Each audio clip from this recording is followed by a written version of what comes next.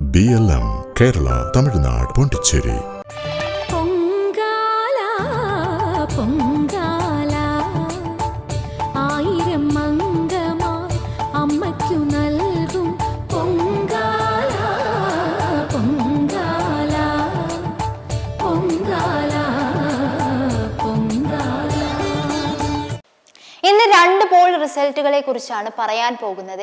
പ്രതിപക്ഷം പിണറായിയെ ഒറ്റതിരിഞ്ഞ് ആക്രമിക്കുകയാണോ, തുടർ ഭരണം വേണ്ട എന്ന ബി അശോക് IASന്റെ അഭിപ്രായത്തെ നിങ്ങൾ പിന്തുണയ്ക്കുന്നുണ്ടോ? പ്രതിപക്ഷം ഒറ്റതിരിഞ്ഞ് ആക്രമിക്കുകയാണെന്ന് അഭിപ്രായപ്പെടുന്നത് 58% ആളുകളാണ്. അതിൽ 42% അല്ല എന്നാണ് വ്യക്തമാക്കുന്നത്.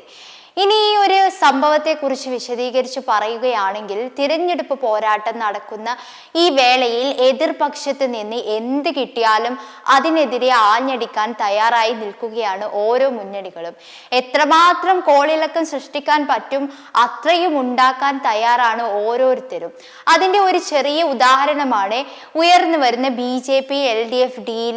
ഇതുപോലെ നിരവധി വാർത്തകളാണ് ഈ തിരഞ്ഞെടുപ്പ് സമയത്ത് ഉയർന്നു വരുന്നത്. മുഖ്യമന്ത്രി പിണറായിക്കെതിരെ ആണെങ്കിൽ അതിന് കുറച്ചുകൂടി ഇമ്പാക്റ്റ് കൂടും.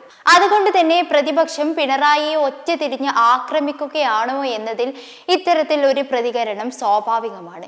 ഇനി തുടർ ഭരണം വേണ്ടെന്ന ബി അശോക് IASന്റെ അഭിപ്രായത്തെ നിങ്ങൾ പിന്തുണയ്ക്കുന്നുണ്ടോ എന്നതിലെ പ്രതികരണം നോക്കാം. വെറും 16% മാത്രമാണ് ഈ അഭിപ്രായത്തെ പിന്തുണയ്ക്കുന്നത്.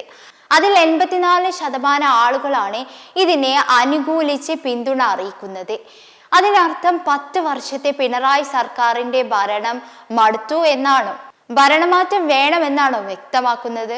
തുടർ ഭരണം കക്ഷികളിലും വ്യക്തികളിലും ഫാസിസ്റ്റ് മനോഭാവം സൃഷ്ടിക്കുമെന്നും അതിനെ വോട്ടർമാർ ചെറുത്താലേ ജനാധിപത്യ സംസ്കാരം സംസ്ഥാനത്തെ വേറിറപ്പിക്കൂവെന്നും രാഷ്ട്രീയ ആനുകാലിക പ്രസിദ്ധീകരണമായ കേരള ശബ്ദത്തിലെ ലേഖനത്തിലൂടെ ആയിരുന്നു ബി അശോക് പരോക്ഷമായി തൻ്റെ നിലപാട് വ്യക്തമാക്കിയത്.